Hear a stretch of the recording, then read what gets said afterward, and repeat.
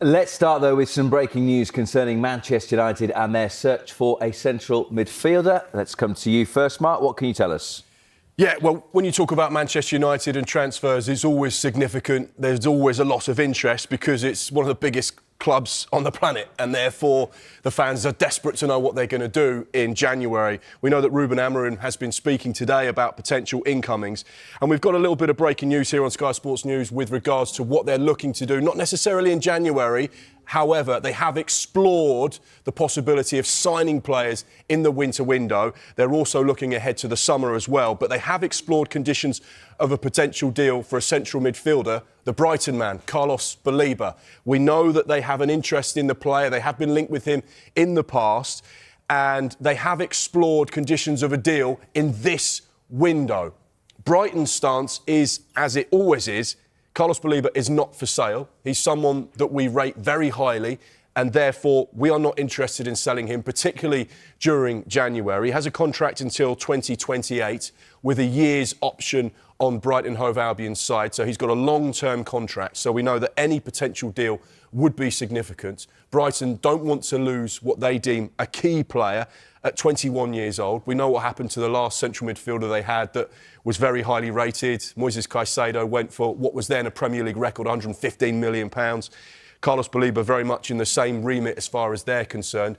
They don't want to lose him.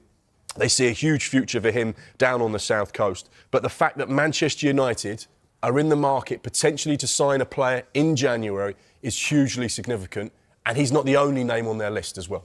Who else is? Well, United's priority is signing at least one, possibly two central midfielders in 2026, whether that be January or more likely in the summer. The focus is on signing them in the summer because it's quite a difficult window to get those long-term targets. And we understand the list of targets includes Elliot Anderson, Adam Wharton and Wolves' João Gomez. We know Casemiro could depart this summer. There is an option that Manchester United have to trigger an option in his contract to extend his time at Old Trafford. But those terms aren't favourable for Manchester United right now. Kobbie Mainoo's future remains unclear.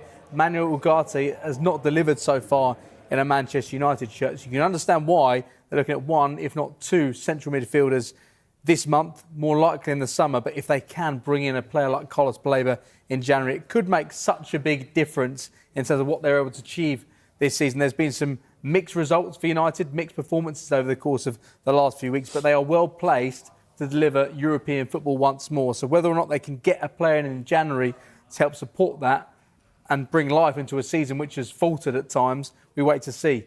Carlos Baleba would be a player who could make a difference for United. You mentioned a couple of sort of big names there. People know about Adam Wharton, people know about Elliot Anderson, people know about Baleba. A couple of names I just want to put on your radar as well and put on the radar of Manchester United fans. Lille's Ayoub Bouadi is another player that Manchester United are in. Young player, he's only 18 years old, one for the future. Another player that is of interest to Manchester United, another player that they're currently tracking, Christoph Mouzakitis as well. He's at Olympiacos, 19 years old, another youngster, another one for the future. We know that every single Premier League club wants to sign these young players that are teenagers that they can mould and develop into superstars. And it seems to be that everyone just wants players under the age of 22. But Manchester United, whilst they're focusing on the players that James has mentioned with experience, that are Premier League ready, they've also got their eye on a couple of youngsters in Europe that are also doing the business at the moment. So really fascinating stuff to come out of Manchester United. What feels like a strategy, a plan.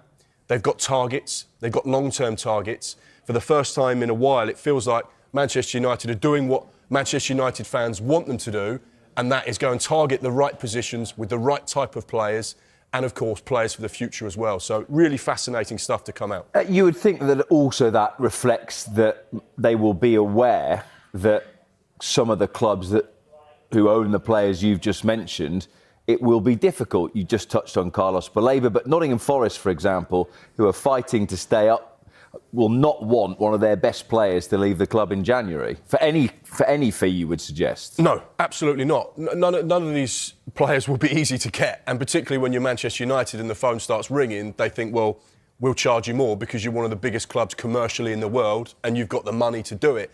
One of the key things for Manchester United is that they get into some form of European football. It really needs to be Champions League football, because the extra 70 to 80 million pounds that competition brings enables them to go to the next level. A, they can say to the players, we're playing Champions League football, which all young players want to do. And B, the finances that will add to their accounts give them the opportunity to go and spend that little bit more money, because it increases their turnover, which means that they actually can play at the big boys table, which has sometimes historically, recently been more difficult because they haven't been able to give Champions League football or pay the wages that perhaps other clubs can do, because they have to be a little bit more conscious of PSR. They still are a huge juggernaut when it comes to finances, and they still generate huge sums of money, but they've had to be more careful and conscious of it than perhaps they have done in the recent history.